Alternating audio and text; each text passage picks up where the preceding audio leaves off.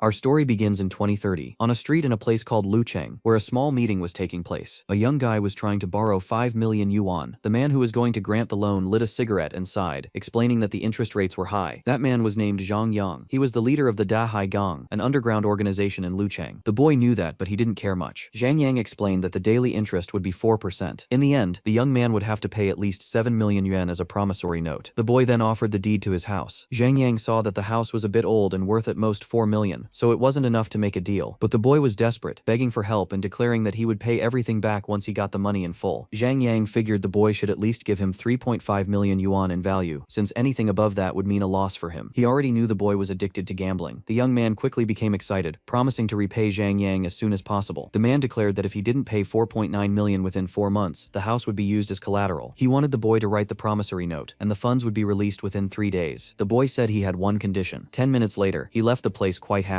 A certain amount had already been transferred to his account. He thought Zhang Yang was an idiot. The apocalypse was coming, so he had no intention of paying back that ridiculous sum. He was going to prepare himself for a better life than the one he had before. In his previous life, a terrifying natural disaster struck the blue planet, causing a drastic change in Earth's ecosystem. Strange radiation caused the global average temperature to reach 50 degrees Celsius. Humanity entered a horrifying 3-day apocalypse of extreme heat. Meanwhile, Zhang Yang believed he had made a good deal. He assumed the boy truly was a gambling addict, even accepting higher interest just to have the money deposited immediately. One of Zhang Yang's employees found it strange. Since the boy's house was worth more than 4 million, they had forced him to lower it to 3.5 million, so it seemed like some kind of trick. But Zhang Yang had seen all kinds of gamblers before. Some would sell anything, even their own wives. He told his employee to contact the casino to manipulate the results and check whether the boy had another house. The scene shifted back to the young man, who found it amusing that Zhang Yang had advanced the money just because of a simple interest increase. He had taken out many high-interest loans throughout Lucheng. No one would ever recover the money now in his hands. He clearly remembered how the land had dried up, vegetation had withered, creatures had mutated, and order had collapsed. Resources became extremely scarce, and people resorted to terrible means just to obtain a bit of material to survive. Possessing resources was the same as possessing supreme wealth. Even former billionaires or big celebrities had to beg and crawl for a single sausage or even a glass of water, otherwise they would die. He had been reborn, so he still had time before the disaster arrived. He could prepare for it. Then he saw some girls being served at a shop. They wanted to buy the legendary Shugao assassin, said to be a luxury item, even more expensive than the most premium ice cream. In his previous life, he had always struggled to afford it, yet he still bought it for Lu Wanqing. In his view, that had been nothing but a waste of money. He didn't even like thinking about it. It made his heart ache. Anger rose inside him, and he rushed toward the attendant, asking her to give him 10 of every type of ice cream available. The girls were shocked that he was going to pay such a high bill. The attendant noticed he was choosing the most expensive ones, yet he didn't look rich at all. She asked if he was serious, warning him that the shop only sold high-quality ice cream. 10 units of each category would cost more than 20,000 yuan per category. One girl nearby doubted him and said that if he could really pay, she would bow to him in front of everyone. He showed a Machiavellian smile and asked if she was serious. She thought he was just trying to cause trouble. He told her he was giving her a chance to back out of the problem she had created for herself, declaring that she really would bow. Irritated, she watched as he showed his account balance and told the attendant he would take everything. The attendant asked him to wait while she consulted the manager. Soon, the manager arrived. His name was Fei, and he wanted to know what the young man needed. He explained that he wanted the manager to calculate the total price of all the ice cream in the store. The manager was confused. What kind of big shot was buying the entire stock at once? He revealed that the total stock that day was worth around 1 million yuan. The young man thought it wasn't that expensive. In any case, he would have plenty of ice cream to eat during the apocalypse. He told manager Fei that he would deposit 300,000 yuan first, and gave them an address for delivery. He also offered to let the girls choose any ice cream they wanted to try, making it clear that Chen Xiao, that was his name, was paying for them, even showing off the cash he had. The girls were thrilled, thinking he looked even more handsome with so much money. However, Chen Xiao reminded the girl who had mocked him that he was still waiting for her to bow, and she wouldn't get any ice cream. Without further hesitation, she bowed. Chen Xiao assumed she shouldn't be so arrogant next time. The scene then shifted to him in a park, tasting the ice cream and realizing that the so-called assassin ice cream truly had top-tier flavor and texture. Then he used his ability. He could preserve items in their current state, meaning he would always have fresh ice cream whenever he wanted. With that, he could even invite any model to hang out later without worry. He already had these abilities. They had been reborn with him. Originally, such powers had only appeared after the apocalypse, but this time he had them beforehand. In any case, it would be his greatest trump card. He concluded that he needed to build a secure house with refrigerated storage, weapons, and energy reserves. At that moment, Li Huancheng called him clearly not a good time. She had appeared after his parents passed away, acting like a savior. He admitted to himself that he had been foolish back then. In the end, she only wanted the inheritance his parents had left behind. He remembered how calculating she was, trying to seize his apartment and asking him to marry her, draining him like a vampire. Chen Xiao also remembered how Lu Wancheng had once plotted against him, revealing that he possessed special materials. Another man man had pinned him to the ground. Chen Xiao had risked everything to keep her safe, yet she chose to rely on a stronger man, offering Chen Xiao up like a plate of food. In the end, he didn't even have a whole corpse left. This time, Chen Xiao decided he would take revenge on her. Next, the scene shifts to a luxury hotel, where she wanted to know how he was doing. He had answered her call, and she even called him love, telling him she had lost her gold necklace. Chen Xiao said he would buy her a new one, then corrected himself, saying he would buy 10, not just one. She found it strange how suddenly generous he had become. He explained that he had made some money after investing in virtual currencies, so he wanted to spend it on her. She suspected he might have fallen for a scam, but he said there was no way to know. He could make money in the next round. He planned to take out a loan to invest even more, but the loan required a witness, so he asked for her help, offering her 5% if she agreed to go with him. Meanwhile, the old man who was waiting for her was already getting irritated by the delay. She sweet-talked the old man, telling him to wait a little longer and that she would be ready soon. Spending the night with the old man earned her 5,000, but she was thrilled at the idea of making 50,000 just by being Chen Xiao's witness. She also doubted he could trick her. The scene then shifts to Chen Xiao, who was eager to meet her. It was time to build his fortress. The scene changes to him speaking with a professional, requesting the construction of an impenetrable stronghold. The windows had to be bulletproof, with invisible anti-theft mesh, reinforced walls, and earthquake resistance. The roof needed to be covered with solar panels and other equipment. The professional was shocked by the level of detail Chen Xiao wanted in his renovation. It would take a month to rebuild everything. A house resistant to impacts and equipped with a life support system. The professional was stunned, assuming Chen Xiao had watched too many science fiction movies. Seeing the man's reaction, Chen Xiao asked whether he was incapable of doing it, since he had specifically sought him out after hearing he had designed bunkers for billionaires. The professional explained that Chen Xiao's requirements were highly sophisticated. In any case, he preferred to let Chen Xiao remain paranoid about an apocalypse. After all, he would be making money either way. Chen Xiao showed the amount in his bank account, stating that he would deposit 1 million yuan up front, and the final payment would be determined by the professional. The man was startled by the idea of setting the final price himself, believing he had found a rich fool and achieved financial freedom. Chen Xiao reiterated that he only wanted the highest quality materials. The professional assured him not to worry, guaranteeing that the fortress would be as solid as a rock. Chen Xiao remained calm. The apocalypse was coming, and by then there would be no final payment to collect. The money would be worthless anyway. At that moment, he needed to secure supplies, medicine, and food. The real problem would be dealing with human nature after order collapsed. For that reason, he wanted firearms, which were much harder to obtain. He sent a message to someone who seemed to supply that kind of thing. The person replied with an address, instructing him to arrive at 8 o'clock at night, without delay. When he reached the location, he suddenly saw a girl running, with several men chasing her. She didn't give up and quickly hid behind Chen Xiao. One of the men shouted that she had betrayed them on their own territory, implying she was tired of living. The girl begged Chen Xiao to save her. He recognized her. Her name was Li, and couldn't understand why she was in a place like that. The men grabbed her, and she cried desperately. Chen Xiao remembered her well. Her full name was Li Yu. Back in elementary school, she had been treated like a goddess, with all the boys drooling over her. One of the men pulled her hair, demanding she hand over the money. Chen Xiao, acting like a hopeless simp, told them to let her go. One of the men grew irritated and walked toward Chen Xiao, intending to teach him a lesson for trying to play hero again. But Chen Xiao dodged the attack, grabbed the man's hand, twisted it, and quickly knocked him down with a strike. Suddenly, a system panel appeared out of nowhere, displaying that intense negative emotions such as fear, severe pain, and anger had been detected. The negative emotion harvesting system had been successfully activated. Chen Xiao found it bizarre. He had never seen anything like that in his previous life. Meanwhile, another man pulled Li Yu by the hair and warned Chen Xiao not to take another step or he would kill her. Just then, someone leapt forward and smashed a brick into that man, declaring that they had no shame harassing a girl like that. A group of thugs rushed toward him, saying he had asked for it. However, the newcomer was good at fighting, and Chen Xiao joined him. Within seconds, they knocked down all the scumbags who had been oppressing Li Yu. Chen Xiao ordered them to get lost, and the men ran away, crying from the beating, as they experienced negative emotions, fear, panic, despair, humiliation, and pain. Chen Xiao gained permission to expand his spatial storage. The system informed him that the more he harvested, the stronger he would become. Chen Xiao found it quite interesting. Li Yu admitted she hadn't expected to see him there, and thanked him for helping her. He helped her up, asking if she was hurt, and gave her something to cover herself. She gratefully explained that she needed to leave because she had something to deal with. The man who had appeared to help introduced himself, revealing his name was Mu Chang. Chen Xiao immediately recognized him. This was the Mu Chang he had been looking for. Mu Chang, realizing Chen Xiao was the buyer, commented on what a coincidence it was. He started rambling about Heavenly King, Earth Tiger, and other strange phrases like some eccentric salesman. Chen Xiao then claimed that Mu Chang was 250 years old, which left Mu Chang completely stunned. The surge of mixed negative emotions allowed Chen Xiao to harvest even more. After obtaining what he wanted, Chen Xiao said it was just a joke and shouldn't be taken seriously. Mu Chang asked Chen Xiao to follow him, but admitted he didn't like that joke very much. The scene shifted to a more secluded place, where Mu Chang showed him a revolver. He explained that it was Russian-made, sturdy and durable, but didn't come with many bullets, so Chen Xiao should use it sparingly. Since he had been impressed by his client's fighting skills, Mu Chang decided to give him a friendship bonus, considering that they were building a relationship. Chen Xiao felt grateful for that. He grew anxious, wondering whether he would get a free suppressor, a warning warranty box, or maybe an extra box of bullets. Mu Chang was stunned, trying to understand whether Chen Xiao even knew what a friendship gift meant. On the black market, people paid double for that item, yet his client was asking for guarantees and extra bonuses. He was trembling with anger. He asked Chen Xiao whether he thought he was buying household appliances, and whether he'd prefer to get robbed instead. Once again, Chen Xiao gained points from the negative emotions he provoked in his seller. He quickly tried to calm Mu Chang down, asking him to forget that conversation, and stating that he would transfer the amount Mu Chang had previously quoted. The scene then shifted to Lu Wancheng. She was wearing a stunning red dress as she met Chen Xiao. She wanted to know why he had taken so long to arrive, and hoped that what he had asked of her involved no risks. Chen Xiao questioned why she thought she could be deceived. In the end, she remembered how that fool had once almost sold his own blood just to buy her a handbag. She believed she was safe. He couldn't possibly trick her. She signed the document, and the loan officer even complimented her signature, saying it was beautiful. However, he secretly believed she was nothing but a fool. By signing that paper, the debt would legally become hers. When she failed to repay it, he would make her his servant. The contract she had signed would serve as the final payment for Chen Xiao's fortress. After she signed, the scene shifted to Chen Xiao meeting the professional in charge of building the fortress. The man assured him not to worry, 25% of the work was already complete, and all the materials had arrived, reinforced according to the highest military standards. Chen Xiao handed over his card, and the man was clearly eager to get more work from him. It was easy money in his eyes. Then the scene shifted to Chen Xiao sitting on his sofa. The local news reported that everyone would be affected by unprecedented, extremely strong solar eruption activity. Something powerful and continuous would keep striking the world. The news urged people to prepare and protect themselves, as temperatures would break historical records. Chen Xiao calmly cleaned his revolver. The moment had finally arrived. The scene shifted again to a girl standing on her balcony. She could barely endure the heat. It was unbearable. Her roommate across the way felt the same. A man with a megaphone announced to the neighbors that this was deadly weather. Temperatures would continue rising, and there would be supply shortages. Water and electricity would be rationed. Everyone should stock up as quickly as possible. This was the last batch of goods he had. He was a vendor. He was delighted because he was making a lot of money, but he didn't know, just like Chen Xiao, that soon money would be worthless. He was getting rich for nothing. The girls went downstairs to buy fruit, but found the prices outrageous. The vendor noticed they had melons and became excited. He even offered them a slice of his melon to show how sweet it was, giving them a 20% discount. He invited them to his house, saying he had air conditioning if they wanted to cool off. They politely declined, saying they had already bought an air conditioner. He kept pestering them, recommending they buy even more and stock up on everything they could. Then two men appeared. An old man asked for a discount on water, but since he was a man, the vendor refused to lower the price by even a cent. Chen Xiao observed everything closely. He knew that vendor. His name was Li Dafu. Chen Xiao clearly remembered an incident. Once, Li Dafu had seen him pick something up from the ground and immediately grabbed him, shouting to everyone that there was a thief caught red-handed. Chen Xiao had explained that he wasn't a thief. He had only picked it up to put it back where it belonged, but Li Dafu refused to believe him. Judging by appearances, he assumed Chen Xiao was poor because his clothes were dirty. Everyone began staring at Chen Xiao with judgmental eyes. Thanks to Li Dafu's deliberate accusation, people believed he was starving and stealing. It deeply humiliated him. He wasn't a thief and had stolen nothing. Now Chen Xiao noticed a bag of potato chips priced outrageously high. He asked Li Dafu why it cost so much, and whether those chips could prevent a heart attack to justify such a price. Li Dafu quickly grew furious, telling him that if he couldn't afford it, he shouldn't hang around causing trouble. Chen Xiao harvested more points from the negative emotions he provoked. Seeing how easy it was to gain points from Li Dafu, he asked whether the man could sleep at night, making so much money off stolen goods. Li Dafu thought Chen Xiao had gone mad from the heat, and threatened to beat him. Provocatively, Chen Xiao told him to calm down, and asked if he had been suffering from insomnia, weak knees, and night sweats lately. Li Dafu admitted he had experienced some of that. Then he suddenly realized there might be a problem in his warehouse. Chen Xiao mocked him, saying his yintang, the area between his eyebrows, looked dark, and that his eyes seemed unfocused, like a deficiency. Li Dafu grew enraged, insisting he had no such condition, and ordering Chen Xiao to leave. Chen Xiao grabbed a lollipop, turned his back, and said the man should relax. Anger was damaging his body. At this rate, he would die young. He tossed a coin to pay for the lollipop, which only made Li Dafu angrier, earning Chen Xiao even more points. The scene shifted to nighttime. In his past life, Chen Xiao had let everyone manipulate him, swallowing his anger. But this time, he would make them all pay back with interest. He could also expand his power further. The points he had gained from Li Dafu would be very useful. He began consuming the negative emotions he had accumulated, gaining an additional 200 cubic meters of storage space. Then he started using his ability. Next, the scene shifts to the morning. Li Dafu was walking straight to his shop when he was completely shocked. His entire stock had simply vanished. He began to break down because of it, generating a lot of negative emotion points for Chen Xiao, who was calmly watching everything through the security cameras while drinking a soda. Li Dafu was collapsing, crying heavily, practically wishing for a miracle that would make everything reappear. The customers didn't understand what was going on, and didn't know what they could do. After all, they needed supplies. Some elderly women had already started spreading rumors. One of them claimed she had seen a dark shadow floating around the night before. When Li Dafu heard that, he became furious, unable to believe he might be haunted. His intense negative emotions kept giving Chen Xiao even more points, and Chen Xiao decided to head to the warehouse to witness all the crying in person. He grabbed a bag of chips and and started eating, thinking he should add a little more fuel to the fire and stir up more emotion. He opened the bag and loudly commented on the smell, clearly trying to get Lie Dafu's attention. Lie Dafu quickly looked at him and realized it was packaging from his own stock. He grew furious again. Chen Xiao mockingly asked whether Lie Dafu's potato chips could prevent heat stroke or something, since they were so expensive. The way he said it was like punching that shameless fat man in the face. Lie Dafu snatched the chips from his hand, demanding to know how he had gotten them. He accused Chen Xiao of stealing his goods and being arrogant inside his warehouse. When Lie Dafu grabbed him by the collar, Chen Xiao demanded proof for such accusations and said he should take responsibility for what he was saying. Chen Xiao even admitted he felt a little pity for him and left the rest of the half-eaten bag for Lie Dafu, acknowledging that his supermarket really was spotless. Lie Dafu was furious. The day before, Chen Xiao had insulted him heavily, and now that his goods had disappeared, Chen Xiao was there again, worse yet, eating, so he concluded that Chen Xiao must be the thief. In any case, Lie Dafu just wanted someone to blame. His anger kept generating points for Chen Xiao, who then looked at the crowd and asked what they thought. The owner of the establishment seemed to believe he alone had the right to sell potato chips. After losing his own stock, he was now trying to blame someone uninvolved. Everyone began taking out their phones to record. They declared that Lie Dafu was talking nonsense and supported Chen Xiao, making Lie Dafu realize Chen Xiao had suddenly become stronger. Chen Xiao even invited the supermarket owner to search his house to prove he hadn't taken anything. However, if the stressed-out fat man found nothing, Chen Xiao demanded the emergency generator from the back door as compensation. Lie Dafu, overwhelmed with stress, agreed to search his house. Certain Chen Xiao couldn't fake anything. He thought Chen Xiao must be dreaming if he expected to get the generator. The scene then shifted to Chen Xiao's home. Accompanied by several people in Lie Dafu, he saw that Chen Xiao's house looked like a rich man's home. He couldn't understand how Chen Xiao had suddenly become so wealthy. Every detail was impeccable. His clothes and food were top quality. Lie Dafu even found a chest full of gold. Chen Xiao kept a close eye on that shameless fat man, asking if he had searched enough and whether he wanted to tear up the floorboards as well. Lie Dafu hurried away, saying it wasn't necessary and that he would ask around elsewhere. He had generated more points due to the overwhelming embarrassment he felt. However, Chen Xiao didn't let him leave, reminding him about the generator. Everyone was there as witnesses. Lie Dafu couldn't go back on his word. Lie Dafu played dumb, pretending not to know which generator Chen Xiao meant. He told Chen Xiao to let it go and step back, but Chen Xiao said the fat man hadn't thought things through when he tried to frame him. This once again earned him more points, since Lie Dafu was growing impatient. The crowd demanded that the supermarket owner keep his word. Furious, Lie Dafu stepped toward Chen Xiao, thinking he was being arrogant. Chen Xiao calmly grabbed his hand and quickly threatened to twist it, gaining even more points by making him feel pain. Under threat, Lie Dafu promised to bring the generator immediately. Chen Xiao urged him to hurry, warning that if the temperature rose later, Lie Dafu wouldn't be able to leave. Chen Xiao already knew that power would be restored in a few days, and didn't care what Lie Dafu would do once he was left without a generator. Suddenly, Liu Wancheng called Chen Xiao, saying that for the past 2 days people had been following her. She believed they were debt collectors. She reminded him that he had said it was only a witness signature, so she didn't understand why they were pursuing her. She wanted the truth, because the Dahai gang was after her. Chen Xiao told her to trust him a little more. He had already done a lot for her, and wasn't lying. He even pretended to feel hurt by her words. Deep down though, he was pleased that the gang was so impatient. It was even more than he had expected. He asked whether they knew where she lived or had said anything to her. Lu Wanqing explained they didn't know her address yet. She had taken several alleys to shake them off. She just wanted to know what was happening, and asked him not to deceive her. Chen Xiao told her not to overthink it, suggesting they might have mistaken her for someone else. Then he showed her a beautifully prepared meal on the table, leaving her stunned. She couldn't believe he could have such good food in such hard times. He also showed that it wasn't just good food. He had plenty of soda in stock as well. She was shocked and wanted to know how he had obtained all that. Believing he had become rich, he drank the soda in front of her, suggesting she should have one too in such hot weather. He tasted some salmon, leaving her speechless. She truly wanted to eat salmon like that. He asked whether she had enough food at home. Lu Wancheng, who wasn't foolish at all, said she was a little scared of living alone and still felt the gang was after her. She suggested staying at his house for a few days, saying she could keep him company and help him relax. She complained about how unbearably hot her own home was. Chen Xiao remembered well that she had once refused to give him her address, and never let him visit, always being mysterious. He promised to pick her up at night if she wanted, once it cooled down, if she had changed her mind and was willing to give him her address. The clever Liu Wancheng said that was all in the past. Now he was her boyfriend, so he needed to protect her. Without hesitation, she sent him her address. Chen Xiao told her to wait calmly at home. Liu Wancheng thought she could manipulate him, as if he were still the fool he had been in his past life. Chen Xiao clearly remembered how she once thought herself superior, and wouldn't even let him approach the gate of her residential complex. Suddenly, a shameless old woman with a child at her side started knocking on Chen Xiao's door, demanding that he open it. It was old lady Wang. He answered and asked what she wanted. Wang was incredibly brazen, saying his house was nice, and that her air conditioner had broken down. The kid couldn't stand the heat. Since they were neighbors, she had already stuck her head inside his house, acting as if they should help each other, asking him to let her come in and stay for a while. Instead, he slapped the old woman across the face to stop her from being foolish. He clearly remembered when he was young, collecting plastic bottles with his mother. Wang had pointed at them, calling them beggars, and even summoned security to drive them away, and now she wanted his help. Wang became furious, saying that had happened many years ago and that he shouldn't hold a grudge, since nothing else had happened after that. He didn't care about the old woman yapping like a chihuahua and slammed the door in her face, declaring that he would relax and enjoy his air conditioning. The shameless old hag kept banging on his door, calling him despicable and saying it was a good thing his parents had died early. Her anger generated even more points for him. Then he removed the SIM card from his phone and called the Dahai gang using another number. He told them he knew Lu Wancheng's address and mentioned that she lived alone, making her an easy target. In his mind, the show was only just beginning. The scene shifted to Lu Wancheng. She was excited, believing she would soon move into Chen Xiao's air-conditioned room. She was already imagining him practically worshipping her. She lit a cigarette and started smoking. Suddenly, she heard someone banging on her door. She assumed it was Chen Xiao and wondered why he had arrived so early, until she saw something that horrified her completely. The Dahai gang had arrived in full force. She asked how they knew where she lived, but the gang leader immediately slapped her aside and told her to move and be smart, demanding payment. She was confused, since the money actually belonged to Chen Xiao, and she believed he had tricked her. The leader made it clear. Her signature was on the document. Whoever signs pays. He ordered his men to search her house for valuables. Desperate, she begged them to stop confiscating her belongings and said she would call Chen Xiao to clear up the misunderstanding. The scene shifted to the gang leader lounging on her sofa as if he owned the place, with various pieces of jewelry and trinkets laid out on the table. She was extremely worried while he examined everything, assuming it was worthless junk, not even enough to cover the interest. After coming all the way there and suffering in the terrible heat, he wasn't about to leave empty-handed. Lu Wancheng again insisted they should go after Chen Xiao since he had taken the money. She added that he had plenty of resources and suggested they wait for him to come pick her up so they could demand payment from him directly. She tried calling him, but the phone said the number was unavailable. She tried several more times, but he didn't answer, and she grew increasingly anxious. Awkwardly, she told the men that Chen Xiao might be busy, which was why he hadn't answered. The gang leader thought she was incredibly stupid. It was obvious Chen Xiao had betrayed her. He had tricked her into signing, so the debt was hers. Completely shocked, she was grabbed by the hair. Lu Wancheng begged him to let her go and insisted he should go after Chen Xiao. Instead, he dragged her away. Meanwhile, Chen Xiao was calmly sipping fine wine from a glass. He only wanted Lu Wancheng to taste the apocalypse for herself. After Lu Wancheng lost her dignity, the gang leader asked about what she had said earlier, about Chen Xiao's house being full of supplies. He wanted to know what valuable things were there. Crying, she explained that Chen Xiao had air conditioning, cold drinks, and plenty of food. The leader told her to contact him, but she said she couldn't reach him. Thinking about what she had told him, the Dahai gang leader believed he had hooked a big fish and decided to go after Chen Xiao. Realizing Chen Xiao had deceived her, Lu Wancheng declared he would die a horrible death. The scene shifted to a group heading to Chen Xiao's house. That damned old lady Wang had snitched about where he lived, claiming he was a monster who wouldn't even offer water. She was nothing but a jealous old woman who had humiliated him and his mother in the past, yet now wanted to enjoy good food and air conditioning. In the end, she would receive a share from the gang for exposing his address. Wang was delighted that Zhang was willing to give her a cut. She imagined Chen Xiao crying, apologizing, and handing over his house. The vicious old woman wanted to ruin him, calling him arrogant, even though she had humiliated him and his mother before. Zhang looked at Chen Xiao's house and sensed something was wrong. One of his men said he would break down the door, but there was something on the ground. He was suddenly electrocuted and collapsed. The others were confused about what had happened, but when one of them touched the fallen man, he was shocked as well. It only showed how foolish they were, leaving Zhang, Wang, and the rest stunned. There was a loudspeaker outside. From inside the house, Chen Xiao casually hummed a tune. Suddenly, more people were electrocuted. Zhang and Wang were terrified. Chen Xiao, holding a microphone inside his house, calmly told them they were lucky. They had stepped directly onto the electric security grid with only one foot. Zhang shouted for him to stop playing around and pay his debt, claiming it was a matter of principle. Wang, the meddlesome old woman, added that he had money to renovate his house, but not to repay debts, saying his parents had raised a monster. While they complained outside, Chen Xiao relaxed with a popsicle. He informed Zhang that the market price of his apartment was 4 million, more than enough to cover Zhang's 3.5 million. He also reminded him that Lu Wancheng's debt should be collected from her. He had nothing to do with it. Zhang was furious, but Chen Xiao claimed he was a reasonable man and wanted to make a fair deal. He warned that if Zhang continued to bother him, he wouldn't remain so polite. At that moment, he pressed a button, electrocuting Zhang's men again. They cried out that they couldn't endure any more shocks, which earned Chen Xiao even more negative emotion points. Finally, Zhang decided to retreat with his men, making it clear that the Dahai gang would not let Chen Xiao off so easily. Wang was terrified, realizing she had messed with the wrong person. She stood there alone, staring at Chen Xiao's house. The scene shifted to the next morning. It was 52 degrees outside, except for Chen Xiao, who was comfortably inside his home. Watching the news, he saw reports of numerous deaths caused by heat stroke. Authorities were advising everyone to stay indoors. Suddenly, he began receiving messages from his neighbors. They called him a monster because he had resources and refused to share. He calmly read through all their whining without caring at all. In fact, it was generating points for him. That day alone, he calculated that he had gained over 1,000 points. Then the scene showed him opening his refrigerator. He took out his phone, snapped a photo of the fully stocked interior, and posted it in the neighborhood group chat. The sight of his abundant supplies made everyone furious, though they pretended to stay polite, saying they only hoped he could share a little. Chen Zhao told them clearly that he was not a charity. If they wanted something, they would have to exchange it for items of equal value. Otherwise, realized there would be no deal. He had zero patience for freeloaders. Lai Dafu grew furious, calling Chen Xiao selfish. Wang joined in with her complaints. Their endless nagging made him tired, but somehow it continued generating points for him. Then the system panel notified him that after reaching 3,000 negative emotion points, he had unlocked an upgrade to the spatial cut ability, which created a microscopic rift in the air capable of slicing anything that touched it. He had no idea what that meant, so he decided to test it on an apple. Instantly, the apple split cleanly in half. That made things far more interesting for him. The scene shifted again. A car arrived at his residence. Lu Wancheng stepped out, accompanied by the leader of the Dahai gang. Zhang, who had provided Chen Xiao's location, was also there. The Dahai gang leader explained to Lu Wancheng that since Chen Xiao had once been her boyfriend, he was now leading a team to break into his house. He hoped she wouldn't feel any pity. Wancheng coldly replied that her heart was no longer his. She didn't care about Chen Xiao anymore. In truth, she never had. She even declared that Chen Xiao was nothing but useless trash to her, and that she wanted him dead that very day. Soon after, Li Dafao appeared, looking desperate. He asked if they were searching for Chen Xiao. He wasn't alone. Another neighbor stood beside him. Both were willing to show the gang where Chen Xiao's apartment was, revealing themselves as jealous rats. The gang leader told them simply to lead the way, and promised to reward the residents with a few items. Li Dafu eagerly thanked him and showed them a shortcut. The streets were in chaos. Dahai gang criminals were taking advantage of decent people, looting supplies from homes. Li Dafu felt uneasy until he saw men breaking into his own supermarket. He tried to explain it was his property, and that they were on the same side, but Lu Haifeng's henchmen declared that all territory belonged to their boss. Wang began panicking, begging them not to do this, saying they had done nothing against the gang. In the end, she regretted everything, realizing her greed had made things worse. Now the gang's presence made survival even harder. Soon the Dahai gang arrived once more at Chen Xiao's apartment. Chen Xiao casually tossed a lounge chair aside and continued chewing his food. He asked if the whole crowd had come looking for him. The gang leader thought he was ridiculously arrogant, standing on the brink of death while still maintaining that attitude. He declared that Chen Xiao's corpse wouldn't remain intact. Chen Xiao calmly replied that one shouldn't disturb others while they're eating. It was rude. The gang leader ordered his men to attack. They all carried melee weapons. Chen Xiao dodged their strikes while holding his plate. He smashed the plate over one attacker's head. Another charged at him with incredible speed, but Chen Xiao disrupted his opportunity to strike. Then a man came at him with an axe, practically forcing Chen Xiao to consider using spatial segmentation. Suddenly, someone threw a tear gas grenade. Seeing the gas, Lu Haifeng assumed Chen Xiao had backup and immediately ordered a retreat. At that moment, Mu Chang appeared out of nowhere, remarking that Chen Xiao had made quite a scene and proving his abilities weren't bad. Chen Xiao demanded to know why Mu Chang was there. Mu Chang explained he had come because of weapons. He had quality goods and wanted to know if Chen Xiao was interested. The scene shifted again. Chen Xiao brought out a box of ice-cold water. Mu Chang commented that Chen Xiao was living very comfortably, having access to cold water. He grabbed a bottle and explained that Lu Haifeng's men had recently been robbing his business. He had been observing for days and came to investigate, never expecting Lu Haifeng to be targeting Chen Xiao. He also acknowledged that supplies had been scarce for a while, yet Chen Xiao possessed a considerable stock that suggested some kind of special supply channel. Chen Xiao asked what he meant. Mu Chang clarified he meant no offense and wasn't trying to pry. But Lu Haifeng had acquired a large quantity of potable water in recent days. He proposed cooperation. They could seize all of Lu Haifeng's water, store it at Chen Xiao's place, and sell it later. Chen Xiao admitted that with rising temperatures, water resources had become a powerful form of currency. He liked the idea of cooperation, much to Mu Chang's surprise, but declared that the profit split would be 9-1, 9 for himself, 1 for Mu Chang. Mu Chang was left speechless, thinking it might be better if Chen Xiao simply robbed him outright. And obviously, due to the shock, Chen Xiao ended up earning a good amount of points. Seeing that the guy wasn't willing to cooperate, Chen Xiao said he was leaving, since they had nothing else to talk about. Suddenly, Mu Chang grabbed him by the leg, begging to make it 8-2 because he needed profit just to be able to eat. He was practically pleading. He believed Chen Xiao was very capable and was sure he had a trump card. Besides, he didn't know anyone more suitable for a job like that. After all the crying and begging, Chen Xiao agreed to do business with him, but on one condition: whatever Mu Chang managed to obtain to sell, Chen Xiao would get first pick before any other customers. Whatever Chen Xiao didn't want, Mu Chang could sell to others. Mu Chang immediately agreed. Chen Xiao then stated that their first step was to figure out the fortress's structure and the distribution of personnel. The scene then shifted to Lu Haifeng's fortress, which had a trading area in the front. People with little water would spend money to buy some or trade items for it. There were many armed men around. Not only that, there were also several girls who had been captured. Obviously, they were there to provide special services to the upper management, and Liu Wanqing was one of them. The water storage area was located in the back, but they still didn't know its exact location. Chen Xiao told his partner that he would infiltrate alone to take a look. He would give Mu Chang a signal, and Mu Chang should create a distraction to draw away the main force. Mu Chang couldn't understand it at all. His partner was going alone. There was no way to move the water like that. Chen Xiao made it clear that he had his own methods and immediately leaped forward. He walked calmly until an armed man stopped him, saying he looked suspicious and demanding identification. Chen Xiao showed a card and said that Chief Lu had sent him to count the water stock, but the man was sharp and not easily fooled. At that moment, Chen Xiao, who had only ever used his spatial slash to cut apples, was about to cut something different. In an instant, he sliced the man, causing him to bleed heavily. Another armed man appeared, horrified by what he saw, and began firing at Chen Xiao, who dodged and used his spatial slash on the man with the pistol as well. Hearing the gunshots, the others quickly mobilized. Chen Xiao hid in a dark spot when suddenly a hand grabbed him and pulled him away. Lu Haifeng's men searched everywhere for the intruder, while Li Yuyu told Chen Xiao to stay quiet. She was the one who had pulled him. He wanted to know why she was there. She explained she had been captured and asked if the same thing had happened to him. He didn't answer. Instead, he asked if she knew where the water storage was. Lie, you said they had made her clean the storage area, so she knew the way and could take him there. She glanced at a bucket nearby, which could be used as bait. The scene then shifted to the bucket falling to the ground with a loud crash. Some of the men even had rocket launchers. They rushed to where the noise came from, but no one was there. The girl told Chen Xiao to follow her. There were no surveillance cameras in that area. After they arrived, Chen Xiao told her to find a place to hide and wait for him. Then he used his ability to create a passage and entered, making a lot of noise. One of Lu Haifeng's lackeys was inside and was shocked, unable to understand how someone had gotten in. Without wasting time, Chen Xiao used his spatial slash and killed the man quickly. At the same time, he gained points from all the negative emotions his victims felt before losing their lives. Meanwhile, Li Yuyu grew worried because Chen Xiao had been inside for a while. She wondered if something had happened to him when suddenly a huge explosion went off right in front of her, startling her badly. She grabbed a brick to defend herself in case one of Liu Haifeng's men showed up. She saw a shadow and decided to attack, but it was Chen Xiao. He told her everything was settled and asked her to come with him. He held a pistol and fired into the air, the bullet striking the ceiling. That was the signal for Mu Chang, who was waiting from afar. Seeing that his partner had succeeded, Mu Chang quickly grabbed a cart full of Molotov cocktails and threw them, causing a brutal fire. The lackeys scrambled to minimize the damage. The girl showed Chen Xiao an alley that led to the outside of the south gate. Suddenly, Lu Wancheng appeared, begging him to take her with him. She pleaded, talking about the love they once had, promising she would never blame him again for using her name to take out loans if he would just take her away. Chen Xiao made it clear she didn't understand the situation. She began crying desperately. Life there was miserable for her. She was forced every day to serve those old men. If she resisted, she was beaten as an example. If she tried to run, they would chase her down and drag her back. She had nowhere to go and begged Chen Xiao to let her live with him, saying she was willing to do anything for him. Chen Xiao clearly remembered when she had mocked him for being poor, called him a failure, slept with old men behind his back, and paved the way for Lu Haifeng to kill him. He asked if she had gone crazy. She was terrified. He remembered clearly how he had died in his previous life and asked if she had ever imagined this day would come. Then he slapped her, knocking her to the ground, and told her her acting was terrible. After that, he called the girl who was with him so they could continue on their way. Liu Wancheng then said that was just great, calling him cruel. If he wouldn't let her live well, she wouldn't let anyone else have an easy life either. Her rage earned him quite a few points. Inside the warehouse, Lu Haifeng was shouting, demanding to know where his water was. The place was completely destroyed, and written on the wall was a message saying the water had been taken, and next time his life would be taken as well. There was no signature. The leader of the Dahai gang demanded to know who was responsible, furious beyond measure. Then Lu Wancheng appeared, saying it was Chen Xiao. She claimed she had tried to stop him, but he had injured her, and even called Lu Haifeng trash. In the end, Wancheng was very good at lying. She clung to the gang leader, saying Chen Xiao had declared Lu Haifeng didn't deserve those resources, and was willing to kill them all. Lu Haifeng was enraged and ordered everyone to head to the south gate to kill Chen Xiao, who had become a serious problem for him. Meanwhile, Mu Chang saw the chaos and wished his partner had given more details. Suddenly, Lu Haifeng himself arrived. Chen Xiao remarked that Lu Haifeng had shown up quickly. Without hesitation, the Dahai gang leader ordered his men to seize Chen Xiao. Chen Xiao immediately threw a burning torch onto the ground, setting the entire area ablaze and preventing the gang from reaching them. Lu Haifeng, furious, declared he would personally confirm Chen Xiao's death when he caught him. Chen Xiao thanked Lu Haifeng, since all that rage was generating points for him. Next, the scene shifts to Mu Chang, his mouth full of orange juice, saying that was insane. He believed Lu Haifeng must be grinding his teeth at home right now, while the three of them were eating very well. Li Yuyu thanked Chen Xiao, because if it weren't for him, she would still be trapped in that hell. But Chen Xiao said there was no need for thanks. They were classmates after all. Besides, she had made him feel that there were still people in this world worth trusting. Seeing the two of them like that, Mu Chang joked that this was the moment when the hero saved the princess. He also wanted to know how his partner had managed to pull it off, because emptying an entire reservoir by himself seemed like magic to him, especially considering how much water was around them. Chen Xiao simply told him he had his own methods, and instead of asking questions, Mu Chang should focus on selling all that water safely. Chen Xiao also told the girl that after graduating from middle school, he had never heard any news about her again. Li Yuyu explained that after graduation, her family had suffered several accidents. The scene shifted to her memories. She was calling out to her father and mother. She explained that her parents had disappeared at the same time. Suddenly, the place they were in caught fire. When they went outside to check, the situation was already terrible. People outside were desperate. Chen Xiao was monitoring everything through the security cameras. Mu Chang was furious at the situation. He was certain that the one responsible was Lu Haifeng, who was basically trying to drag everyone to their deaths. Li Yuyu asked if they should do something. Chen Xiao was sure that the leader of the Dahai gang was trying to use morality and innocent lives as a rope to tie him down. In any case, it didn't make a difference to him. He was no longer the useless loser from his previous life, who had been humiliated by everyone. Meanwhile, Liu Haifeng shouted at Chen Chen Xiao, demanding to know how long he could keep hiding. He declared that if Chen Xiao didn't come out, he would burn the entire area to ashes. He wanted to see how long the fortress Chen Xiao had built could last. One of Liu Haifeng's subordinates believed that even if Chen Xiao didn't burn to death, the smoke would kill him. Liu Haifeng practically took pleasure in setting the place on fire. Mu Chang told his partner they couldn't let this continue, because the heat would eventually spread to where they were, and they would suffocate from lack of oxygen. Chen Xiao then realized that he hadn't installed the highest grade fire protection system in his fortress, so he pressed a button, and the fire was quickly extinguished. Mu Chang was shocked by what he was seeing. Chen Xiao was using nanogram grade aerogel, something of military level quality, not something just anyone could access. Li Yu simply watched everything unfold. Even so, Liu Haifeng didn't give up. He had practically declared war. He ordered his subordinates to keep throwing Molotov cocktails, not caring if the place was reduced to ashes. But then he received bad news from one of his lackeys. The fuel was almost gone, and the white mist was extremely dangerous. Chen Zhao picked up a megaphone and asked if Liu Haifeng had had enough fun playing with fire. He invited him to come inside and have a glass of cold water to cool off. Naturally, the Dehai gang leader was furious, earning Chen Zhao even more points. Then Liu Haifeng realized that killing Chen Zhao would actually be very easy. If that house was fireproof, durable, and self-sufficient, then it was the perfect shelter. Liu Haifeng wanted that house for himself. Brute force wasn't working, and fire attacks were ineffective, so he decided to strip away the last bit of civilization. He tied up Wang and the others, declaring that Chen Xiao was responsible for their suffering. Wang began to cry, blaming Chen Xiao, saying they were paying the price in his place. Mu Qiang was outraged at his comrade's rival. The situation was getting worse. He wanted to go outside and fight Liu Haifeng to the death. Chen Xiao assumed that using other people's lives to blackmail him wouldn't work. In a world like this, kindness was nothing but an absurd weakness. Liu Haifeng continued, asking if Chen Zhao really intended to remain a coward and keep hiding. With that, he dragged someone forward. Chen Xiao saw that Liu Haifeng had grabbed Old Wang. He clearly remembered that in his previous life, Old Wang had prayed for him to survive and told him to hold on to hope. Chen Xiao told Mu Chang to stay inside and protect himself. He was going down to settle things with Liu Haifeng. He stepped outside and declared that the fight was between the two of them, and no one else should be unfairly involved. Liu Haifeng saw that his opponent was finally willing to come out of hiding, but acting like a hero wouldn't change anything. He declared that he wanted his money and the water. Chen Xiao replied that he wasn't playing hero. He wasn't even interested in that. Fighting and killing were boring to him. He pointed at the Dahai gang leader and said he had heard that Liu Haifeng started out running a casino, so they might as well settle things using the method he was best at. He challenged his opponent to a bet. If Liu Haifeng won, Chen Xiao would hand everything over. But if Chen Xiao won, Old Wang had to be released, and Liu Haifeng had to leave immediately. Liu Haifeng agreed, and quickly prepared what was needed for the gamble, declaring they would play a round that determined life or death. Chen Xiao said he was betting big. It was like a showdown between gambling gods. The two of them threw their dice, and soon the dice began to move. The lackeys cheered loudly for their boss to win. At that moment, Liu Haifeng won. He rolled triple sixes. Chen Xiao commented that his opponent was in too much of a hurry, because the winner had not yet been decided. Then he sliced the dice in half, sarcastically remarking that Liu Haifeng's dice weren't very good. Liu Haifeng and his men were left stunned. The residents of the building were terrified, unable to understand how the dice had been split in half. In the end, Chen Xiao declared that the total was 21 points higher than Liu Haifeng's supreme roll. He announced that his opponent had lost and should release the old man. Liu Haifeng was furious, unable to believe that Chen Xiao dared to cheat. Meanwhile, Chen Xiao continued gaining more points. The Dahai gang leader charged toward him, declaring he would send him to hell. But this was actually a good moment for Chen Xiao, because he wanted to test his new ability. He calmly dodged Liu Haifeng's attack, and then threw a tear gas grenade onto the ground. The lackeys immediately worried about their boss and asked if he was okay. Liu Haifeng said he was fine, and ordered them to find Chen Xiao. Eventually, Liu Haifeng spotted Chen Xiao in the middle of the smoke and ordered his men to fire at him. Suddenly, one of the lackeys screamed. Liu Haifeng didn't understand what was happening until he realized his subordinates were being sliced in half. He didn't care how strong Chen Xiao was. He refused to believe his opponent could withstand a rocket launcher. Without hesitation, he fired at Chen Xiao, declaring that everything that belonged to Chen Xiao now belonged to him. But at that very moment, Chen Xiao activated his spatial barrier. The missile was instantly destroyed. Liu Haifeng was stunned, unable to comprehend what had just happened. He had just seen his opponent block a missile. Chen Xiao even mocked the Dahai gang leader, suggesting that it would be embarrassing to lose in front of so many people, and asking if he intended to break their bet. Then Chen Xiao sliced the missile into countless pieces. Liu Haifeng was so terrified that he dropped the rocket launcher. Chen Xiao made it clear that Liu Haifeng wasn't worthy of negotiating terms with him. He had repeatedly provoked him and tested his limits. Now it was time to settle accounts. The fuel Liu Haifeng had brought was already exhausted. Fighting head-on was a losing battle. To him, Chen Xiao's abilities were beyond human. So Liu Haifeng quickly changed his attitude. He decided it would be better to recruit Chen Xiao and recover his previous losses with interest. In an instant, he shifted from aggression to humility, claiming it was all a misunderstanding and asking if they could make peace and even become friends. He was practically begging, seeing no other way out. He offered to let Chen Xiao live even better than before. He revealed that he had a batch of medicine, which was extremely precious. He offered to give the entire batch of medicine to Chen Xiao if the young man promised to leave him alone. Chen Xiao recognized the medicine as valuable leverage, but he told the Dahai gang leader that he didn't only have that one room. What he had stored was far beyond what anyone could imagine. Still, Lu Haifeng assumed Chen Xiao only had food and water, and lacking medicine could be fatal. He insisted on cooperating, saying the medicine was stored in an abandoned factory in the West District, and only they knew the password. Chen Xiao simply acknowledged it and said the matter would end that night. Lu Haifeng felt relieved that the misunderstanding had been cleared up. Chen Xiao told him he could leave for now, they would talk another day. The gang departed with their leader. As for the password, it was meaningless to Chen Xiao. There wasn't a door he couldn't open. He then approached Old Wang and said the gang had left and they could relax. Old Wang's eyes widened in fear, earning Chen Xiao a good amount of points from that emotion. The old man told Chen Xiao that if he ever needed anything, he only had to ask. He admitted he was too old to fight, but could help with plants and other tasks. Chen Xiao understood his good intentions and simply wanted the old man to rest for now. The scene shifted to the gang returning to their base. Everyone was shaken by what had happened. In truth, Liu Haifeng had only been buying time. He intended to wait for the right moment to kill Chen Xiao and seize his supplies. The lackeys praised their boss, believing him to be wise. They were confident he could kill Chen Xiao. However, Liu Haifeng admitted there was something very strange about Chen Xiao. Not even heavy artillery projectiles could get close to him. He ordered his men to spend a few days investigating Chen Xiao, but suddenly, he was struck by a massive slash before he could even finish speaking. He lost his life on the spot. From afar, standing atop a building, Chen Xiao had overheard the entire conversation. With a single strike, he sent the Dahai gang leader to the afterlife. Meanwhile, news about the global extreme heat phenomenon continued to spread. Authorities even suggested that residents make a choice based on their circumstances. The first option was to go to temporary shelters established by the northern government. The second was to stay in place and wait for rescue. Chen Xiao remembered the north well. In his previous life it had been called a pure land, but that was nothing more than an impossible dream. The real nightmare had only just begun. Heat-resistant mutant beasts would devour the creations of civilization. Among humans, awakened individuals would form factions, fighting for resources and killing one another. What he needed to do now was not simply wait inside his house. He needed to turn it into the ultimate fortress for surviving the apocalypse. Outside, several neighbors were furious. They were starving, their houses completely burned down, while Chen Zhao was living comfortably with abundant resources. They began pounding on his door, demanding that he help them and explain why he hadn't intervened earlier. They practically made the decision for him, declaring that everyone should live inside that fortress. It should be collective survival. But inside, Chen Xiao was calmly listening to music while preparing a juicy piece of meat to eat. He even sent a photo to the neighborhood group chat, making them even more enraged and earning himself more points. One neighbor was so furious that he smashed his phone onto the ground, swearing he would kill Chen Xiao. Soon after, the scene shifted to Chen Xiao leaving the house. He planned to head to the abandoned factory in the West District, but he preferred to scout the area along the way first. He stepped out cautiously, just in time to avoid a cleaver that was thrown straight at him. But seeing that blocking wouldn't be very effective, he chose to dodge the cleaver. Those guys declared that he would either give up the house or they wouldn't go easy on him. However, Chen Xiao wasn't the one going easy. He stepped close to the bald man, grabbed the hand holding the cleaver, and quickly twisted his arm, forcing him to drop it. Chen Xiao then picked up the blade. Another guy came at him with a cleaver and tried to attack. Chen Xiao was quick. He was already on guard, and several men tried to attack him at the same time, but he managed to slash them all in one sweep. One of the men fell, demanding to know how Chen Xiao dared to kill people in broad daylight, certain that someone was watching everything. Chen Xiao didn't understand what the man meant. After mentioning killing him, Chen Xiao thought they were afraid of getting their hands dirty. Their skin was already starting to look very strange. Chen Xiao believed that killing those men would make everything much easier. In that climate, with infections from wounds, ulcers, and other health problems, it would be better to let them suffer until they rotted from the pain. Then the scene shifts to the West District, to the factory he had heard about from Lu Haifeng, who had died with his mouth full of ants. When Chen Xiao arrived, he noticed a camera and quickly smashed it before entering. However, there was poisonous gas inside, and he began to cough. He soon realized he had fallen into a trap. Behind him were two people. As he grew weak and vulnerable, a man wearing a gas mask approached and injected him with a vaccine. The man asked if he was feeling better, and explained that the gas wasn't fatal. It only caused severe discomfort to those who inhaled it. Startled, Chen Xiao demanded to know who they were. He didn't understand why there were guards there, since the leader of the Dahai gang hadn't mentioned anything about that, but the two people didn't seem malicious. The man introduced himself as Lin Guodong, saying he was a biomedical researcher focused on human evolution in extreme environments. He also introduced his student Su Rui, and stated that he was in charge of the place. Su Rui greeted him. Lin Guodong continued, explaining that the gas outside was a necessary security measure. However, he was curious about the tool Chen Xiao had used, as the incision was very unique in his opinion. Chen Xiao thanked the professor for saving him, though he remained thoughtful about Lin Guodong being a biomedical researcher. He realized the place was merely a pharmaceutical storage room. Lin Guodong led him to an area filled with medicine. He was sure Chen Xiao needed it, and told him to feel free to take whatever he wanted. The biomedical researcher acted as if it were both an apology for the security measures and a welcome gift. Chen Xiao took several medicines, placed them in his bag, thanked him, and left. Lin Guodong was certain they would meet again. The scene then shifts to Chen Xiao returning home. Even though Lin Guodong hadn't caused him trouble and had ultimately saved him, the way the researcher looked at him sent chills down his spine. Suddenly he saw a message in the neighbors group chat, asking if anyone had antibiotics and offering to pay a good price. Chen Xiao Shao was pleased to see the message, since he had a few boxes. However, he wasn't ready to sell yet, so he took a photo and sent it to the group. This angered everyone. Obviously, he did it to gain more leverage. Then he realized there was a tracker in his backpack. Surprised, he wondered who had placed it there and when. Regardless, if someone wanted to play games with him, he was willing to play along. He found a kitten and attached the tracker to it, hoping the cat would carry it to the places it liked to roam. The scene shifts as the cat wandered through various places, causing the tracking data on a computer to appear chaotic. Lin Gudong was watching the screen, trying to understand what was happening, since Chen Xiao's movement pattern seemed highly unusual. Meanwhile, a young man in the group chat asked if anyone had anti-inflammatory medicine, saying his brother was dying. A woman begged for some water for her son and offered to trade her illustrated books. Chen Xiao remembered that woman from his previous life. She used sympathy to bait people and gain benefits. Someone in the neighbors group began accusing Chen Xiao of having plenty of resources, but refusing to give even a little to a child. Chen Xiao found it ridiculous. He wasn't the boy's father, and the child wasn't his responsibility. Hypocrisy and moral blackmail wouldn't work on him. He noticed another woman with boxes of water and food and declared that if she shared them with the struggling mother and her son, he would give her double. The woman was shocked. She realized he had installed cameras in the hallway. Although she had been careful, she had still been caught on camera. The other neighbors demanded to know if she was really hiding water from everyone. They went to her apartment and knocked on her door. When she didn't answer, they resorted to old-fashioned methods. They broke down her door with an axe, demanding the water and food and warning her not to provoke an even worse reaction. Terrified, she watched as they quickly took the boxes. In the end, she was left with nothing and broke down in desperate tears. Meanwhile, the brother of the man who had earlier asked for medicine died, and his body began to smell. The people didn't know what to do. They felt abandoned, as if no one cared about them. Suddenly, Lin Guodong appeared with his student, asking everyone not to panic. All they needed to do was stay calm. He explained that they were a medical team licensed by the city's CDC and had come to help. He knew everyone was suffering. They had arrived immediately after receiving the request, but the entrance had been blocked, causing a delay. He told them it wasn't too late. In that intense heat, corpses had to be professionally and safely disposed of immediately, or there could be an epidemic with unimaginable consequences. He offered disinfectant tablets and basic medicine. Supplies were limited, and they had to distribute them according to need. The people were overjoyed and thanked Lin Guodong, relieved to feel that the country had not forgotten them. In the end, however, the biomedical researcher was there looking for Chen Xiao, believing the young man couldn't have gone far. Chen Xiao, in another building across the way, didn't understand why Lin Guodong was there. He began to suspect the researcher was tracking him. Suddenly, he received a notification on his phone, warning him to be careful of that doctor. Chen Xiao immediately grew wary, wondering who had sent the text message. Then the scene shifts to a man far away, observing everything through a gigantic telescope. Chen Xiao realizes that someone else is watching him. He quickly tries to call the number that sent the warning message, but he is informed that it is a virtual number, meaning the person is hiding their identity. He has no idea whether that person is simply being kind to him or trying to use him to deal with Lin Guodong. Meanwhile, Lin Guodong is downstairs with the residents, who are very grateful for his help, since the bodies could have caused even bigger problems. He tells them to be careful about heat stroke, and that they can look for him if they feel any discomfort. Chen Xiao keeps observing until he notices something on the researcher's clothes, what looks like bloodstains. At the same time, it could also be some kind of dried reagent. Chen Xiao remembers that in his previous life, shortly after the heatwave outbreak, medical teams appeared in certain areas, collecting blood samples from residents in the name of epidemic prevention. After that, people with strong physiques mysteriously disappeared. Lin Guodong then posts a notice on the bulletin board, announcing a free health checkpoint to treat wounds and even provide water. Everyone begins to see him as a good person. The scene shifts to the cat Chen Xiao had attached the tracker to. Lin Guodong realizes it's no wonder the tracking signal had been so erratic. He pets the cat, seeing that it looks perfectly fine. Suddenly, his phone starts vibrating. He grows irritated, certain that he has been discovered. Lin Guodong is right behind him, confirming that the one tracking him is that damned biomedical researcher. Soon, people line up at the checkpoint. Lin Guodong set up. They suffer greatly in the heat, hoping for rain to cool things down. Lin Guodong attends to them, asking their names, ages, and whether they have any physical discomfort. He sees an elderly man named Chen, 76 years old, who feels fine but has always had high blood pressure. Chen Xiao is there as well, watching everything. The old man asks why Lin Guodong needs to collect blood. Lin Guodong explains it's just a routine test, so as not to worry him. Chen Xiao wants to understand what the researcher is really trying to do. Suddenly, a young man rushes over in desperation, telling Lin Guodong that his subordinate has an infected wound and begging him to save his brother. Lin Guodong takes out a medicine and shows it to him, explaining that it is a broad-spectrum enhancer capable of accelerating wound healing and resisting infections. The injured subordinate is right beside them. Lin Guodong injects the medicine into the man's vein and tells him to rest for a few days. He will recover soon. The injured man thanks him. Chen Xiao keeps watching, trying to figure out what is happening. The two men leave, but the injured man's boss notices he is acting strange and asks if he is okay. The man starts trembling, saying it feels as if his bones are burning. Suddenly, his veins begin to bulge grotesquely, spreading up to his face. He starts radiating a strange energy, terrifying his brother. Something is clearly wrong. All of a sudden, the once injured man's arm looks perfectly healed, and he lifts the other man off the ground. The boss is frightened and asks if he has lost his mind, reminding him who the boss is. The subordinate declares remembers that his boss had pushed him into a knife the last time, which was why he got injured. Suddenly, someone forces him to release the man, who collapses to the ground. The grotesque-looking man demands to know who is there. It's Chen Xiao. Without hesitation, the man charges at him. Chen Xiao easily dodges but realizes that the man's strength has increased significantly. His joints are completely stiff, and his attack trajectory is perfectly straight. Chen Xiao concludes that this is not a normal reaction to medication. He decides to end it there, and cuts the man down in a single strike, as if cutting the problem at its root. The scene shifts to Lin Guodong, who is utterly confused. The positioning signal has stopped. He clearly remembers the injection he gave the man. It contained a nanorobot tracker, so there shouldn't have been any issue. He should have been able to track him easily. When he finds the man's body on the ground, he is shocked. He takes out his tablet and photographs the corpse. The man has been decapitated. Lin Guodong refers to him as prototype T7 and gives a diagnosis: a nervous collapse after excessive stimulation, though that should not have been the direct cause of death. He recalls the fatal wound on Liu Haifeng's body and the clean cut marks on the door lock that day. The cuts were smooth and precise. He knows Chen Xiao was behind it. What he admires is that Chen Xiao did it without equipment or weapons, yet he could cut through things like that. He is clearly no ordinary person. He had already sensed that Chen Xiao was different, and seeing the dead prototype confirms it. Meanwhile, the man who had been injured earlier is coughing heavily. Lin Guodong approaches him and tells him not to move, judging that he is seriously wounded and that his lung lobes may be bleeding. The man doesn't understand why Lin Guodong is there and asks how his subordinate is doing. Lin Guodong simply says he is sorry about his friend, but then shows him a photo of Chen Xiao, asking if he knows him. He is certain that Chen Xiao killed the man and assures him that if he knows where Chen Xiao went, they can find him and clarify the truth, preventing more people from getting hurt. The man does know Chen Xiao and even knows where he lives. Lin Guodong pretends to be concerned, saying the man is gravely injured and needs professional treatment. He invites him to his laboratory, claiming it has the best equipment so he can recover properly. The man is very happy. The scene shifts to the laboratory. The man sits in a wheelchair, clearly worried. He doesn't want to trouble the professor, but he wants to understand how his subordinate ended up like that. He had been fine before the injection, yet afterward his mind changed completely. Lin Guodong explains that it was an extreme rejection reaction to the reagent, something very rare. They will examine it in detail and then provide him with the best treatment for his serious injuries. The man becomes frightened. He doesn't want an injection that might do the same to him. He asks for just some antibiotics so he can rest at home instead. But Lin Guodong doesn't care about what he says, declaring that all of this is for science. Suddenly, the man begins screaming in desperation. He is placed in isolation. Meanwhile, Chen Xiao is lying down calmly, trying to understand what that biomedical researcher is really doing. Then something catches his attention. It's Lin Guodong calling his intercom, asking if they can talk. He apologizes for the late hour and for the intense heat that day. Chen Xiao ends up opening the door. Wanting to know why the man was looking for him so late, Chen Xiao asks his reason. Lin Guodong says he heard that Chen Xiao lived nearby and thought he might find him there. Chen Xiao sees that the man really did track him down quickly and wonders why the professor took such initiative. Lin Guodong admits he didn't expect to see him again so soon. Soon, they are sitting in the living room. The professor finds Chen Xiao's house very unusual. He notices that it has been reinforced, something far from ordinary, and says he would rather call it an apocalypse shelter. He asks whether Chen Xiao had known for a long time that extreme heat was coming. He even mentions hearing about renovations designed to guarantee up to 50 years of survival, though he always believed such things were the ideas of lunatic prophets. Everything there fascinates him, and he says he came to ask Chen Xiao something. He explains that one of Chen Xiao's neighbors was recently killed, and there was also Liu Haifeng, who had previously caused trouble for Chen Xiao and had died some time ago. Lin Guodong personally examined their bodies. Both had their cervical vertebrae severed instantly. The cuts resembled laser surgery. That kind of wound is not something ordinary knives can produce. Even military weapons would struggle to achieve such precision. Chen Xiao pretends that maybe it was some kind of assassin weapon made by the same manufacturer. He practically mocks the professor, saying that if he knows anything about such a weapon, he should let him know. Lin Guodong asks why Chen Xiao would want something like that. Chen Xiao replies that it would be useful for cutting steak, especially when it's frozen, since that makes it harder to slice. Lin Guodong is speechless for a moment before stating that, in any case, those two people died at the hands of the same individual, someone with extremely professional technique, not an ordinary person. Chen Xiao continues pretending ignorance, suggesting that perhaps they were just unlucky and messed with someone they shouldn't have. Lin Guodong makes it clear that he knows both men had conflicts with Chen Xiao. Chen Xiao responds that the professor must enjoy jokes, reminding him that he is just an ordinary person. He asks how the professor could possibly assume he has such ability. He also points out that the professor showed up at his house carrying a medical kit. Did he assume Chen Xiao was dying? And besides, Chen Xiao never gave him his address, so how did he find his home? Lin Guodong shows a photo on his phone and asks whether Chen Xiao recognizes the man. He explains that this person told him where Chen Xiao lives. Chen Xiao is stunned. It's his neighbor Zhang Cheng. Chen Xiao asks where Zhang Cheng is now. Lin Guodong says Zhang Cheng is seriously seriously injured and receiving necessary treatment to recover. Chen Zhao asks about his current condition. He knows Zhang Chang had a hard life, and falling into Lin Guodong's hands would only make things worse. The biomedical researcher claims that Zhang Chang is responding well to a new therapy under high-temperature conditions. The human body evolves, he says, but Zhang Chang appears to be evolving faster than others. Chen Xiao begins to suspect that the strange professor is conducting human experiments. He asks what the real purpose of this visit is. The scene shifts to Zhang Chang, who is rising to his feet. His vital signs fluctuate violently. A genetic mutation is underway. Lin Guodong presents an immune enhancer he developed, capable of resisting various pathogens under extreme heat, claiming it has no side effects. Seeing the liquid's color, Chen Xiao remarks that it looks like blueberry soda and asks whether it needs to be shaken before drinking. His sarcasm earns him a surge of negative emotion from the professor. Chen Xiao picks up the syringe to examine it, while Lin Guodong states that he knows Chen Xiao is not an ordinary man. The extreme heat will continue, the world will change, and the survival rate for ordinary people will be less than 10%, but many he believes will evolve. Chen Xiao asks whether that evolution will look like what is happening to Zhang Chang. Lin Guodong explains that it is a necessary price for scientific progress. Someone always has to go first. Chen Xiao, with his stable evolutionary traits, is an ideal candidate. He proposes cooperation to find a method for humanity to adapt to the new world. Chen Xiao declines, saying he is not very interested. Lin Guodong tells him there is no need to rush his answer. The heat will bring new infections, diseases, and even mutant creatures. Cooperation between them would provide the knowledge and technology needed to survive longer. He leaves the reagent behind and says the doors of his laboratory will always be open to Chen Xiao. As he turns to leave, the professor notes Chen Xiao's strong mentality and firm consciousness, clear signs he is no ordinary man. He is certain the young man will not escape his grasp. Chen Xiao realizes the professor is a magnate, conducting experiments on living people, and speaking of it openly. He decides that if he wants peaceful days ahead, he must get rid of this professor. Since Lin Guodong wants to study evolution, Chen Xiao will show him what true evolution is. The scene shifts to Zhang Chang in a state of fury. The mutation process has been successfully completed. Lin Guodong watches happily, delighted that everything worked. Hatred, fear, and pain, he notes, are indeed perfect catalysts. He tells Zhang Chang that he has been reborn. His first mission is to go to Chen Zhao's house and bring him to the laboratory, alive and intact. Su Rui sees her professor using living people to create monsters, and asks whether he is certain this is the human evolution he has always spoken of. Lin Guodong explains that this is her first time participating in an experiment, so he understands her confusion, but she insists that these are human experiments. An ethical line has already been crossed. He questions why she is talking about ethics at a time like this. They are in a solar apocalypse, he reminds her. Morality has become a luxury. Their sacrifice will be exchanged for the possibility of more people surviving. He presses a button, releasing Zhang Chang, and orders him to bring Chen Xiao back alive. The scene shifts again. Zhang Chang makes a massive leap, sniffing out Chen Xiao's scent. Eventually he finds him. Chen Xiao stares at him, wanting to confirm whether it is truly Zhang Chang. He can hardly believe that in just a few days his neighbor has turned into this. He wonders whether he should still call him Zhang Chang or start calling him a monster. That left his neighbor extremely stressed, declaring that he was going to kill Chen Xiao. He was giving off a huge number of points all at once. Chen Xiao realized that emotions were truly stronger after the beast transformation. It had become much easier for him to gain points. He immediately started running, leading his gigantic neighbor to a more open area. After all, he didn't want to damage the neighborhood any more than it already was. They headed to a parking lot. Chen Xiao wanted Zhang Chang to feel his spatial slash, but he simply couldn't cause any damage. Chen Xiao soon noticed that his neighbor's skin had become much thicker. Zhang Xiao tried to attack him again, but Chen Xiao dodged. He remembered that his neighbor used to have plenty of strength and no brains, and now he could see that at this moment Zhang Qiang could barely speak his native language. That only made Zhang Qiang angrier, generating even more points. Chen Xiao found it amusing how a guy who was already ugly had become even uglier, assuming that Lin Guodong had terrible taste. Suddenly, Shen Xiao stopped abruptly, and Chen Xiao realized something wasn't right. In an instant, he was caught off guard. Shen Xiao appeared behind him and launched bone spikes, striking Chen Xiao. From a distance, Lin Guodong watched everything, considering the second mutation to be exciting, and ordered Su Rui to record all the data. While Su Rui had her doubts about whether this was truly the right path to save humanity, Zhang Qiang prepared himself and unleashed a skill, completely ignoring what the professor had said, and making it clear he was going to kill Chen Xiao. At that moment, Chen Xiao used a spatial slash on his gigantic neighbor, but it was useless and he ended up injured. He began to bleed as the panel issued a safety alert. Chen Xiao assumed he just needed a little more, so he started provoking Zhang Chang, asking if that was all he had, and even calling him a spike pig. Zhang Chang felt both rage and humiliation, generating massive amounts of points. Chen Xiao reminded the big guy about when he used to collect protection fees in the old district, saying that at least back then he had the guts to grab a steel pipe and attack people. Now he had taken injections, grown a few bones, and thought he had become somebody. Obviously, all of Chen Zhao's taunting was getting on Zhang Chang's nerves. He kept going, making things even worse, asking if Zhang Chang was a dog, since Lin Guodong ordered him to bite people, and he obeyed without question. At that moment, his fury generated even more points. Lin Guodong was enjoying the scene as well, as Zhang Chang's emotional peak had reached a critical level. He was very pleased that Chen Zhao was pushing Zhang Chang to his limit. Su Renri began to grow worried, trying to understand what Chen Xiao was attempting attempting to do. Suddenly, Zhang Chang started launching bone spikes in every direction. Chen Xiao didn't believe that was all he could do, so he decided to continue provoking his neighbor. But he had already gained the score he wanted, and in doing so he obtained a skill called Annihilation Spatial Rift. He quickly evolved, and just as the bone spikes were about to reach him, Chen Xiao used his new ability, causing the spikes to be swallowed instantly. Zhang Chang's arm was also on the verge of being swallowed. Suddenly, Zhang Chang grew desperate. Chen Xiao then removed the collar from his neighbor's neck and told the professor that his experiment hadn't been very good, and that next time he should send someone who actually knew how to fight. Lin Guodong was furious, but then he began to laugh like a psychopath, realizing that Chen Xiao was truly different from the others, and declaring that he would capture him sooner or later. Seeing how pathetic Zhang Cheng had become, Chen Xiao was ready to end his life right there. Suddenly, someone approached, declaring that it had been truly splendid. Chen Xiao immediately demanded to know who was there. The man introduced himself as Chen Shixing, and remarked that the smell of death was always primitive and pungent, but he also praised Chen Xiao's battle, calling it brilliant. Chen Shixing was certain that in this era of despair, gods would ascend. At that moment, Chen Xiao had already begun preparing his ability. Chen Shixing continued, convinced that Chen Xiao was not an unfinished product created by Lin Guodong, whom he referred to as a madman. Seeing that the man in front of him knew Lin Guodong, Chen Xiao wanted to know if Chen Shixing was his accomplice. Chen Shixing denied it, explaining that he was the exact opposite. He was there to stop Lin Guodong from continuing to create tragedies. He revealed that the anonymous text message warning Chen Xiao to stay away from Lin Guodong had been sent by him. Chen Xiao wanted to know how this man had his phone number. Chen Shixing explained that the ARC group had an intelligence network. It wasn't difficult, and that he represented the organization. He invited Chen Xiao to join them, promising to bring him true evolution. At that moment, Chen Xiao realized that in this life, the awakened abilities in some people had appeared earlier. Chen Shixing explained that they were not like Lin Guodong, who extracted life excessively and distorted flesh. They were better, maintaining rationality and appearance. Chen Shixing then asked what ARC was. Chen Shixing explained that it was an organization seeking the awakened. They believed the world was about to undergo a transformation, and only the true elite could board the ARC of the new era. Chen Shixing had the qualifications. Chen Shixing made it clear that they could give him what Lin Guodong could not, promising that Chen Shixing would grow stronger without suffering mutations, that he would retain his reason and control his power, walking a path to become a god. Chen Shixing concluded that the man was a charlatan with all that empty talk. Chen Shixing looked confused, and in a flash, Chen Shixing sliced the card in his hand with a spatial slash, leaving him stunned. Chen Shixing apologized, pretending his hand had slipped, but explained that he hated it when others tried to arrange his life for him. He didn't care about them or about Lin Guodong. He would follow his own path. He was used to being alone. He didn't want anyone teaching him how to live. He didn't need any group. Chen Shixing saw that the young man had a strong personality, so he turned his back and warned that the world was about to collapse. Unchecked knowledge could allow those who possessed it to survive longer. Even so, Chen Shixing ignored him. Suddenly Chen Shixing disappeared, declaring that their doors would remain open to him. Chen Xiao found it all quite interesting. Chen Shixing had proven to be a very stable person, but he had still contributed a fair amount of negative points. In any case, Chen Xiao was determined to break his limits. However, there was still the matter of Lin Guodong. He resolved that he needed to deal with that biomedical researcher as soon as possible. As Chen Xiao walked forward, he snapped his fingers and sliced the door open, revealing rows of tubes with experiments inside. He wondered if this was Lin Guodong's grand scientific vision, and found it utterly disgusting. A place like this deserved to be burned to the ground. Then the man himself appeared, saying that Chen Xiao had indeed come, just as he knew he would. After all, how could a perfect specimen like him settle for an ordinary life? He even remarked that it seemed Zhang Cheng had failed, but if his defeat had paved the way for Chen Xiao's arrival, then that was enough. The man asked whether Chen Xiao was ready to sacrifice himself for the great cause of human evolution. He mocked Chen Shixing, saying that he and his group were nothing more than hypocrites in disguise, and that every true leap in human progress had been achieved by trampling over corpses and wading through rivers of blood. Chen Shixing's power was a treasure sent by the heavens, and should not be wasted. But Chen Xiao didn't seem to care in the slightest. He said he couldn't care less about such nonsense. He wouldn't even bother with the professor's experiments. But of all the stupid things the man had done, disturbing his peace and quiet was the worst, and for that he had to be erased. With that, Chen Xiao unleashed his power on him. The professor sneered that Chen Xiao was far too naive. Since he had allowed him to enter this place, he naturally had a way to make him stay. After Chen Xiao's fight with Zhang Cheng, did he still have any energy left? He ordered Chen Xiao to submit, promising it would spare him a great deal of pain. Chen Xiao refused. The professor pressed a button, shattering several tubes in the room. Modified humans emerged, and charged at Chen Xiao simultaneously. He easily dodged their attacks, and struck with his power, knocking one down. But the other two rushed in. The professor told him to stop resisting. He could make him even stronger than he already was. Chen Xiao asked if he truly believed these monsters were enough to stop him. But in truth, Chen Xiao knew his energy was running low. He needed to end this quickly. In the next instant, he cut the two down with a single strike, finishing the fight. He said he had thought the professor might have had some real tricks up his sleeve. Were these three abominations really all he had? It seemed Professor Lin was the naive one, having spent the last few years living for nothing. Chen Xiao declared it was over, but before the professor could respond, he suddenly dropped to his knees and began coughing. He admitted that Chen Xiao was impressive, but he had already transmitted all the data for the mutation serum. The seeds had been planted, and this world would only grow more interesting. That made Chen Xiao slightly uneasy. As he turned to leave, the professor's assistant spoke up, saying that if he left like this, he wouldn't make it home in one piece. She told him to relax. She wasn't his enemy. She explained that the vial contained a recovery serum. It would quickly stop the bleeding and stabilize his condition. Chen Xiao hesitated, unsure whether he should use it. Surprised, he questioned her. The girl insisted the medicine was safe. If he didn't use it, his wounds would become infected and he might die. He asked why he should trust her. Lin Guodong had just died suddenly, and she conveniently appeared out of nowhere offering him medicine. It was too convenient. She admitted he was right not to trust her, and didn't blame him, but there was something here he might still need. If he still had the strength, she asked him to follow her. In another room, she explained that the professor had known from the beginning that the heat wave would not end. He had hoarded everything for himself, though he constantly preached about dedicating his life to science. Deep down, he was afraid of dying. Now that he was dead, he wouldn't need any of it. She was leaving as well, and he could take whatever he wanted. Chen Xiao asked why she was leaving. She explained that when she had applied to be his assistant, she truly believed he was a real scientist. Only recently had she discovered his human experiments. Even if she wasn't directly involved, she was still complicit. She was heading to a research center in the north to continue the work they should have done. If she survived, she hoped to develop a real cure, not a poison that killed people. She hoped that the next time they met, the world would be in a better state. Chen Xiao searched through the supplies. They were rare items: UV-resistant clothing, antibiotics, water purification tablets. He was impressed, but it was a shame. Everything now belonged to him. He took what he wanted and saw no reason to leave the place standing. He set it on fire. Back at his apartment, he checked the thermometer. The temperature had already exceeded 58 degrees Celsius. The news reported another red alert. Temperatures had surpassed safe limits, triggering methane releases and pushing the greenhouse effect into an irreversible vicious cycle. The system informed him that he didn't have enough points and that his storage was full. He knew he needed to strengthen himself as quickly as possible. Water had become a powerful currency now, and he needed to collect a system fee. He went to meet the same guy as before. A man approached, and Chen Xiao asked if he had come to trade for water. The man asked how much water he could get in exchange for goods. Chen Xiao said it would easily be worth 2 bottles, but for a reasonable guy like him, he would charge only 1. The man didn't like that. Chen Xiao said that since he was getting angry, the price would increase and he should thank Brother Xiao because he was a true saint. Chen Xiao gained 33 anger points. When the man refused to say it, Chen Xiao raised the price again. Eventually, the man repeated what Chen Xiao told him to say. Satisfied, Chen Xiao said that next time he should bring more goods, and he'd let him trade for half a bottle. Later, Chen Xiao met old Wang and asked why he was still awake. The old man explained that Lu Yun was raising her grandson alone. The child had suffered heat stroke. With water and electricity cut off, she couldn't manage, so he was bringing her water. Chen Xiao told him to worry only about himself, but the old man said he couldn't bear to watch a child suffer. He delivered the water to the woman, who thanked him and called him a saint. The old man asked her to give some water to the boy. The woman, however, thought the old man was an idiot. He had wasted half a day just to bring 2 bottles of water. She wondered if she should cry a little more tomorrow to trick him again. After she closed the door, a bespectacled man appeared and asked what brought her here at this hour. She handed him the bottle of water and said, "This is today's tribute."